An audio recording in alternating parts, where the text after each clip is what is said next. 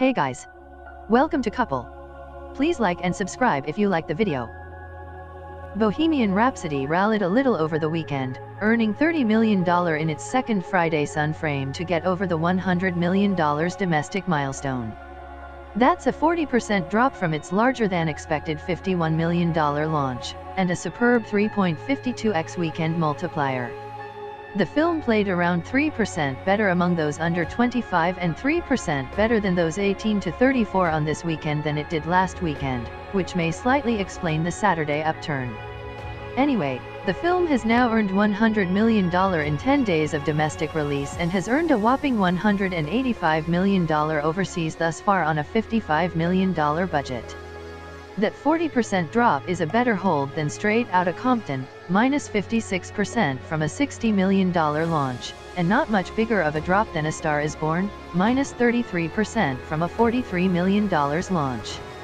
If it plays like Straight Outta Compton from this point onward, unlikely, but humor me, we're still looking at a $145 million domestic total. But since folks like this one and it'll be a consensus choice for large groups, and a film that adults catch up with on date night, I'm guessing a domestic finish of around $165m, $170m. That would make Bohemian Rhapsody the biggest musical biopic ever in unadjusted domestic grosses.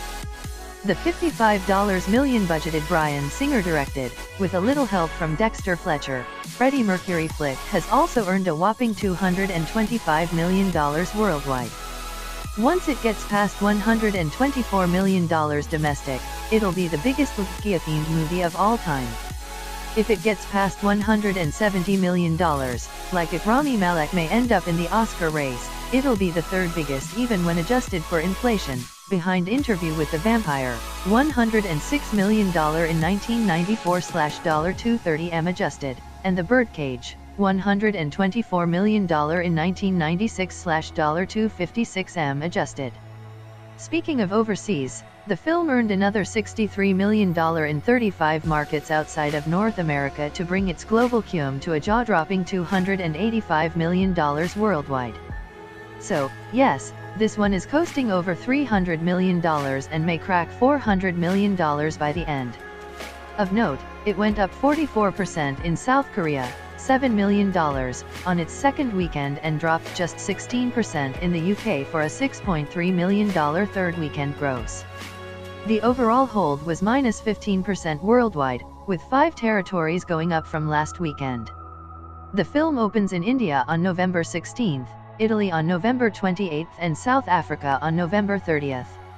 As for why this is happening, it would appear that the film has, checks notes, everything you ever want and everything you ever need, right in front of you. Considering the blowout successes of Bohemian Rhapsody and The Greatest Showman, maybe Deadpool 3 should be a musical. Once again, live-action musicals are a big deal even in our Netflix and chill era. I've studied the film industry, both academically and informally, and with an emphasis in box office analysis, for 28 years. I have extensively written about all of said.